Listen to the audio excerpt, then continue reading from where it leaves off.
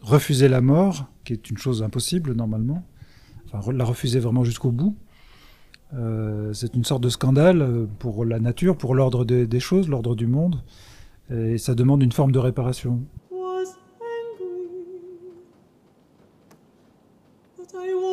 Aussi de réintégration dans l'ordre des choses, dans l'acceptation d'une grande douleur, d'un grand malheur. Et cette acceptation permet de retourner auprès de la communauté, auprès des autres humains.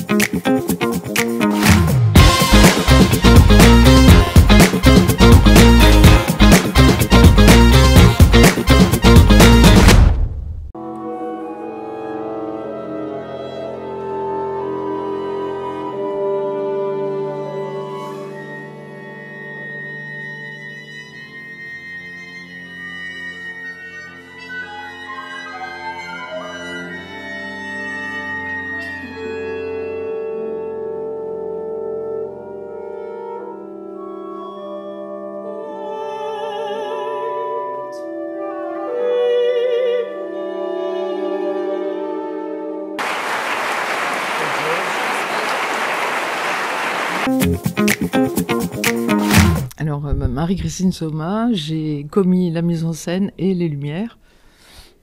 Daniel Janto, metteur en scène avec Marie-Christine Soma, et particulièrement préposé à la scénographie. Lecture d'Alexis.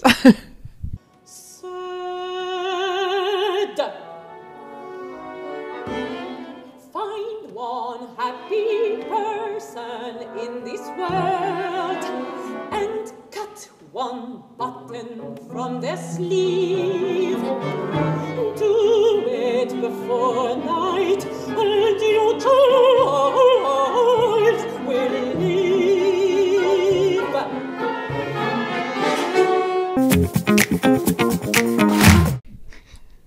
Alors on peut dire que c'est un conte, et un conte philosophique, un conte spirituel aussi. C'est une quête, comme souvent dans les contes. Hein. Un chemin d'émancipation, aussi comme souvent dans les contes. C'est l'histoire d'une femme qui a perdu son enfant et qui refuse la mort de son enfant.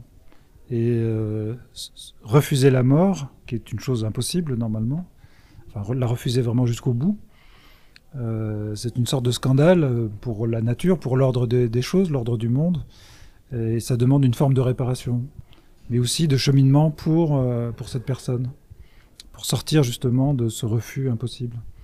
Donc en fait le conte tourne autour de cette question, et c'est l'histoire d'une forme de résolution sans réponse.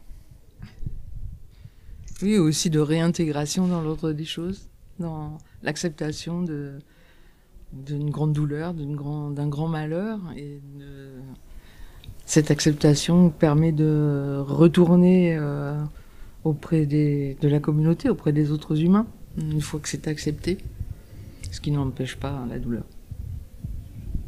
Une histoire assez universelle, et très simple au fond et assez ordinaire, mais traitée d'une façon, comment dire, assez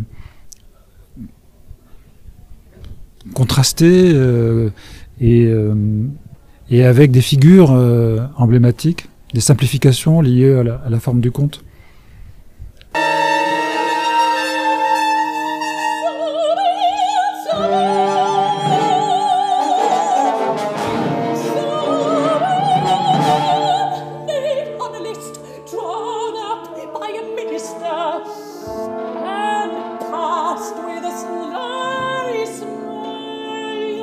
Across a desk.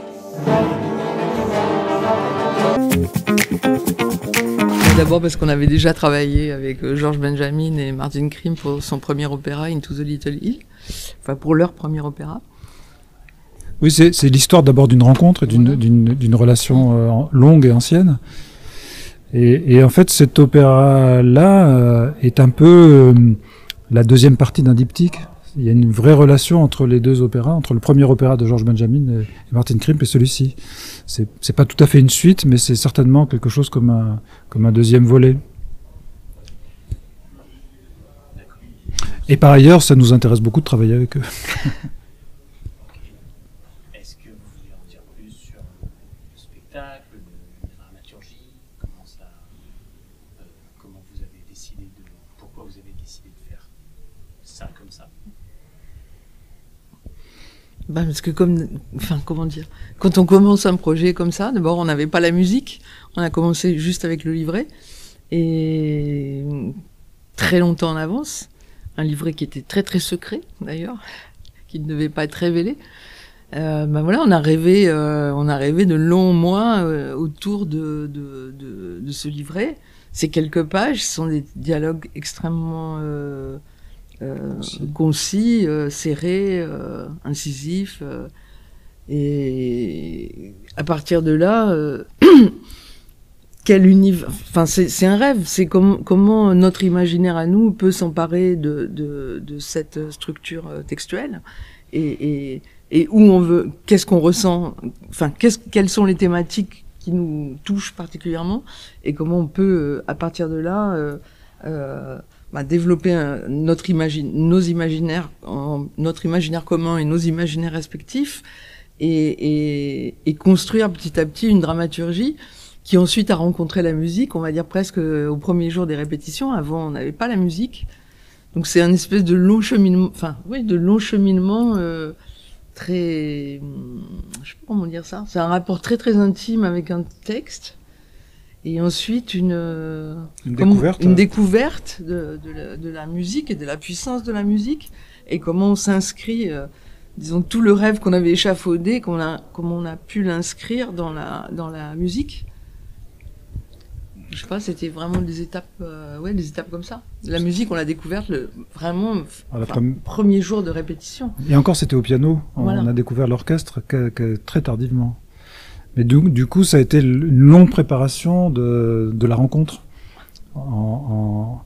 Georges nous l'a beaucoup raconté, il nous l'a chanté au piano. On a essayé de la deviner, mais on ne la connaissait pas. C'est une expérience vertigineuse, mais très intéressante, de voir comment notre projet a été déployé, a pris du volume, du relief et de l'intensité dans sa rencontre avec la musique. Et comment il s'est modifié aussi. Et comment il s'est profondément modifié, vraiment. Le résultat est comment dire, est le fruit d'une rencontre tardive, longuement préparée.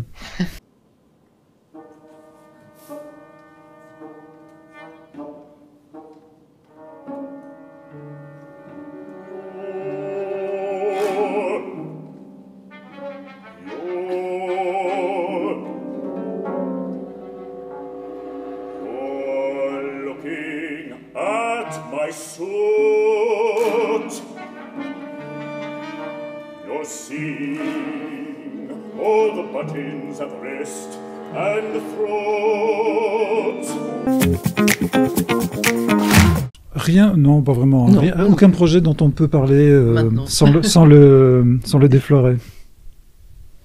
Mais on en a. C'est secret, alors c'est trop tôt, c'est trop tôt, c'est trop tôt. Non, c'est beaucoup trop tôt. C'est trop loin. Opératique, quand même. Non, Non. pas pour le moment. C'est C'est plutôt du théâtre. Ah, ok. C'est du spectacle, quand même. Oui. Oui, mais nous on est plutôt des gens de théâtre. Non, À la non, base, on est plutôt des l'opéra, c'est une activité, comment dire, qui arrive de temps à autre, mais ce n'est pas notre activité principale. Good to life again.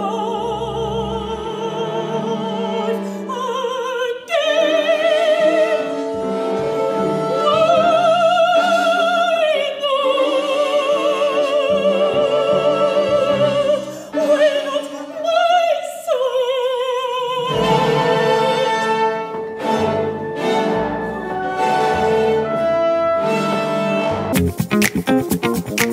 De très belle voix, Crépessa, magnifique, très belle voix, belle histoire. Faut venir. La musique est moderne, très moderne. J'ai beaucoup aimé. Beaucoup. très surprenant et vraiment intense. Voilà. C'était très bien. La musique s'adapte très bien au jeu des acteurs. C'est un spectacle parfait, très homogène, et je suis une inconditionnelle de Georges Benjamin, donc je ne peux pas demander plus. C'est superbe.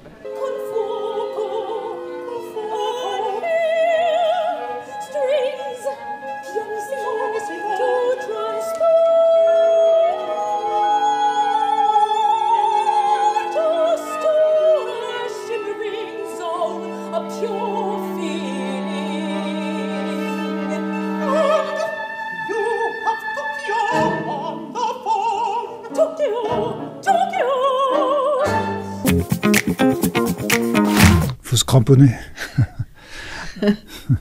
Disons, c'est très difficile de dire quelque chose d'intelligent pour nous parce qu'on a commencé il y a longtemps dans un monde qui était très différent. Je pense que les conditions aujourd'hui de démarrage, dans la mise en scène de théâtre ou d'opéra, c'est relativement différent et que la seule chose qui compte vraiment, c'est d'avoir une très grande indépendance de pensée, une grande détermination. Beaucoup de courage. Beaucoup de courage et du désir. C'est ça qui fait la différence. Mais non, je n'ai rien à rajouter, c'est parfait. Mais beaucoup de courage. Et ne pas être écrasé par les situations présentes, ne pas regarder juste d'être collé comme ça au présent, mais penser que tout se modifie sans cesse.